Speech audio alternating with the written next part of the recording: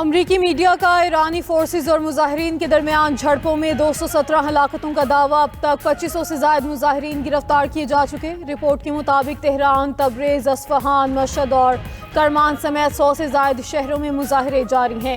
ملک بھر میں internet service معطل۔ مظاہرین نے 42 بسوں، 26 بینکوں، 10 سرکاری اداروں کی بلڈنگز اور 24 گھروں کو جلا دیا۔ تہران میں مظاہرین کے حملوں میں اسپتال اور 2 طبی مراکز بھی نشانہ بنے۔ پرتشدد مظاہروں کے بعد مختلف شہروں میں فوج تعینات کر دی گئی۔ پاک بحریہ کا زمین سے فضا تک مار کرنے والے میزائل کا کامیاب تجربہ۔ LY-80N میزائل نے فضائی ہدف کو کامیابی سے تباہ کر دیا۔ پاک نیوی کی شمالی بحیرہ عرب میں جامع جنگی مشق۔ جدید دفاعی نظام کی طویل فاصلے تک مؤثر صلاحیتوں کا مظاہرہ کیا گیا۔ ISPR کے مطابق مشق کے دوران لوئٹرنگ میونیشن کے ذریعے سطحی اہداف کو کامیابی سے نشانہ بنایا گیا۔ بغیر پائلٹ سطحی جہاز USV کے کامیاب اوپن سی ٹرائلز مکمل۔ USV کا انتہائی رفتار، درست نیویگیشن اور موسم سے نمٹنے کی صلاحیت کا مظاہرہ۔ نیول چیف ایڈمرل نوید اشرف کا سمندری سرحدوں کے دفاع اور قومی مفادات کے تحفظ کے عزم کا اعادہ۔ صدر مملکت آصف علی زرداری اور وزیر اعظم شہباز شریف کی پاک نیوی اور قوم کو مبارکباد۔ وزیر اعلیٰ پنجاب مریم نواز، وزیر داخلہ محسن نقوی نے بھی کامیاب تجربے پر مبارکباد پیش کی۔ ایران میں حالیہ کشیدگی پر پاکستان کی بہترین سفارتکاری مرکز نگاہ بن گئی۔ امریکی جریدے دی نیشنل انٹرسٹ کا پاکستان کی علاقائی اہمیت اور مؤثر سفارتکاری کا اعتراف۔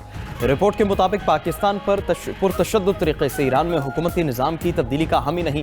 پاکستان سمجھتا ہے کہ ایران میں رجیم چینج سے خطے میں عدم استحکام، دہشت گردی اور مہاجرین کے بحران میں اضافہ ہوگا۔ یہی دوراندیش سفارتکاری پاکستان کو خطے میں ایک نیٹ ریجنل سٹیبلائزر کے طور پر ابھار رہی ہے۔ پاکستان اور امریکہ کے تعلقات حالیہ اعلیٰ سطحی روابط کے بعد بہتر ہوئے ہیں اور پاکستان ایران اور امریکہ دونوں سے مؤثر سفارتی روابط رکھتا ہے۔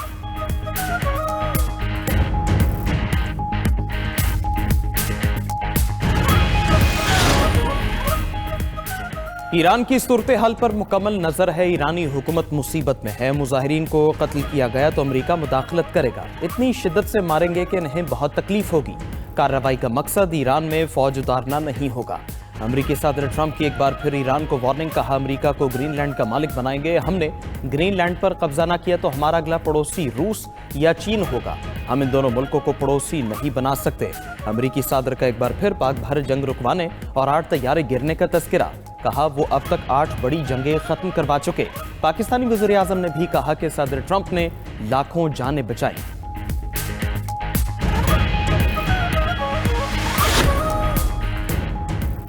خیبر پختونخوا حکومت کا وفاقی ٹرانسفر اور ریونیو ریلیز میں نمایاں کمی کا دعویٰ۔ مشیر خزانہ KP مزمل اسلم کہتے ہیں 157 ارب روپے کا سرپلس بجٹ وفاقی ٹرانسفر کے حساب سے بنایا تھا۔ جاری اخراجات کے لیے 63 ارب روپے خرچ کیے گئے۔ وفاق کی جانب سے صرف 46 ارب روپے جاری ہوئے۔ جاری اخراجات کے علاوہ فنڈز ریلیز انتہائی کم کی گئیں۔ فنڈز نہ ملنے سے ضم اضلاع میں سروس ڈیلیوری متاثر ہے۔ بر وقت ادائیگی نہ ہوئی تو سرپلس بجٹ کا ہدف حاصل کرنا مشکل ہو جائے گا۔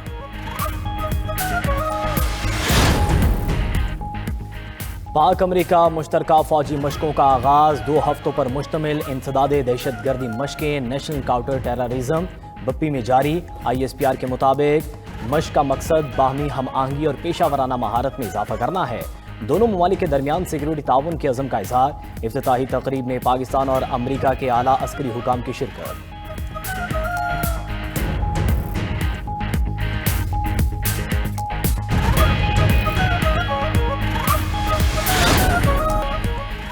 پنجاب میں سردیوں کی چھٹیوں میں توسیع۔ تعلیمی ادارے اب 19 جنوری کو کھلیں گے۔ وزیر تعلیم پنجاب سکندر حیات نے چھٹیوں میں اضافے کا اعلان کر دیا۔ فیصلہ عوام کی مشاورت، موسم کی شدت اور طلبہ کی صحت کو مد نظر رکھتے ہوئے کیا گیا۔ چھٹیاں بڑھنے پر بچے خوشی سے نہال۔ نائب وزیر اعظم اسحاق ڈار سعودی عرب کے دورے کے پہلے مرحلے میں مدینہ منورہ پہنچ گئے۔ OIC وزراء خارجہ کونسل کے غیر معمولی اجلاس میں شرکت کریں گے۔ اسحاق ڈار جدہ میں پاکستانی کونسل خانے کی نئی عمارت کا افتتاح بھی کریں گے۔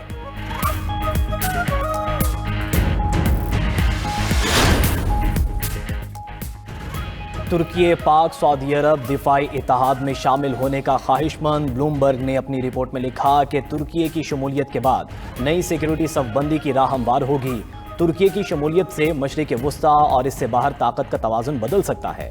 ترکی، پاکستان، سعودی عرب دفاعی اتحاد کے تحت ایک ملک پر حملہ دوسرے پر حملہ تصور ہوگا۔ ایک ملک پر حملہ دوسرے پر تصور کیا جانا نیٹو کی شق نمبر 5 ہے۔ ترکی کی شمولیت پر بات چیت آخری مرحلے میں ہے۔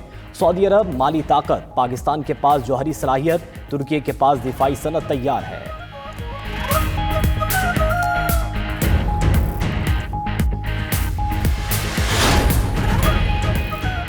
پاکستان ڈیفالٹ کے دہانے سے نکل کر معاشی ترقی کی طرف بڑھ رہا ہے۔ وزیر اعظم شہباز شریف معیشت کو لیڈ کر رہے ہیں۔ فیلڈ مارشل سید عاصم منیر کی بھی بڑی کاوشیں ہیں۔ تحریک تحفظ عین پاکستان تانگے کی سواری ہے، اس سے زیادہ کچھ نہیں کہیں گے۔ وزیر اطلاعات عطا تارڑ اور وزیر داخلہ محسن نقوی کی پریس کانفرنس اڈیالہ جیل کے باہر ممکنہ مظاہرے سے متعلق سوال پر محسن نقوی بولے، ایسی کوئی بھی صورتحال ہوئی تو لا اینڈ آرڈر کے تحت نمٹیں گے، اب تو ان سے نمٹنے کی کافی پریکٹس ہو گئی ہے۔ وفاقی وزراء کا لاہور میں جامعہ اشرفیہ جا کر مولانا فضل الرحیم کی وفات پر گہرے دکھ اور افسوس کا اظہار۔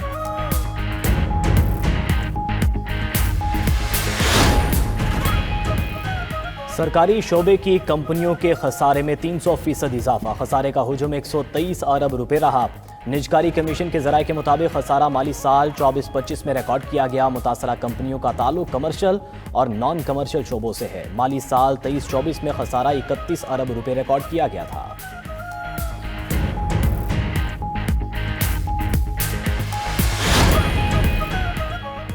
ہر شہری کو بہترین علاج دہلیز پر فراہم کرنے کا وعدہ ہر صورت نبھائیں گے۔ وزیر اعلیٰ پنجاب کا ہر ضلع میں state of the art cardiac cath lab قائم کرنے کا اعلان۔ جھنگ، میاں والی اور اکاڑا میں کارڈک کیتھ لیبز کو جلد فنکشنل کر دیا جائے گا۔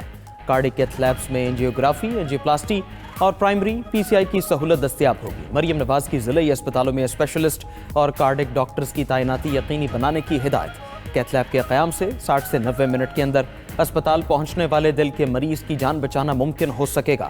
مریضوں کو علاج کے لیے دور دراز بڑے شہروں کا رخ نہیں کرنا پڑے گا۔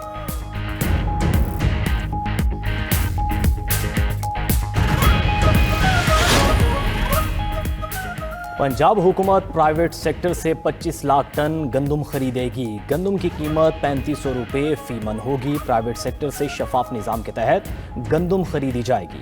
وزیر اعلیٰ پنجاب کی معاون خصوصی سلمہ بٹ کی پریس کانفرنس، کہا شہریوں کو سستی روٹی اور گندم ملے گی۔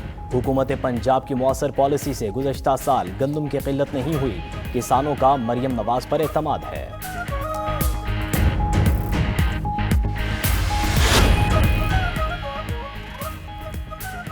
PTI کی سیاست جارحانہ ہے۔ PTI اگر پرامن سیاست کرے تو ان کا مستقبل ہے۔ پیپلز پارٹی کسی سیاسی سرگرمی کی مخالفت نہیں کرے گی۔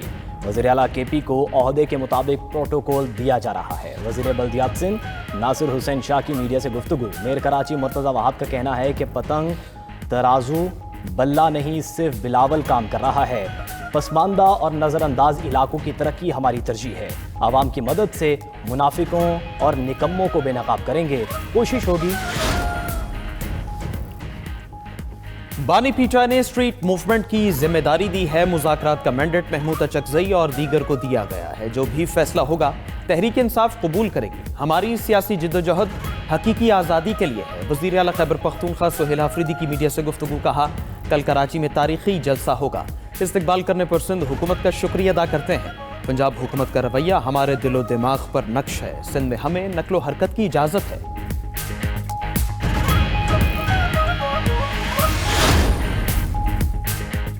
ملک بھر میں شدید سردی کی لہر برقرار۔ میدانی علاقوں میں شدید دھند کے ڈیرے، بالائی علاقوں میں یخبستہ موسم۔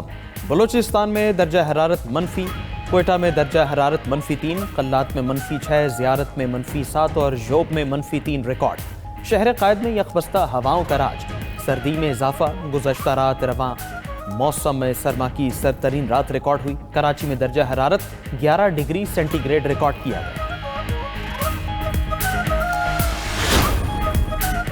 وزیر اعظم شہباز شریف سے خیبر پختونخوا سے تعلق رکھنے والے عوامی نمائندگان کی ملاقات۔ صوبے کی مجموعی سیاسی صورتحال اور عوام کو درپیش مسائل پر تبادلہ خیال۔ عوامی فلاح، ترقیاتی منصوبوں اور گورننس سے متعلق امور زیر بحث۔ وزیر اعظم نے کہا کے پی کے عوام کے مسائل کا مکمل ادراک ہے، وفاقی ترقیاتی منصوبوں کی بروقت تکمیل ترجیحات میں شامل ہیں۔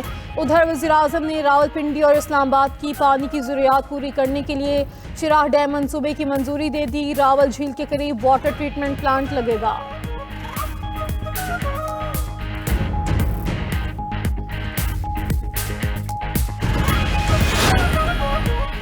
اور حامد خان گروپ کے عرفان حیات باجوہ لاہور بار کے صدر منتخب، 3559 ووٹ حاصل کیے۔ آسمہ جہانگیر گروپ کے ادیب اسلم بھنڈر دوسرے نمبر پر رہے، انہیں 3154 ووٹ ملے۔ سیکرٹری کی نشست پر شعیب اشرف بھٹی کامیاب، ملک فہد نثار کھوکھر جنرل سیکرٹری منتخب ہو گئے۔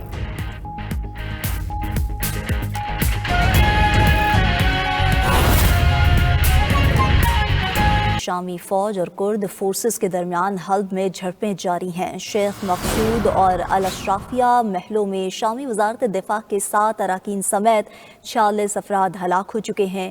بے گھر افراد کی تعداد 1,80,000 سے زائد ہو گئی ہے۔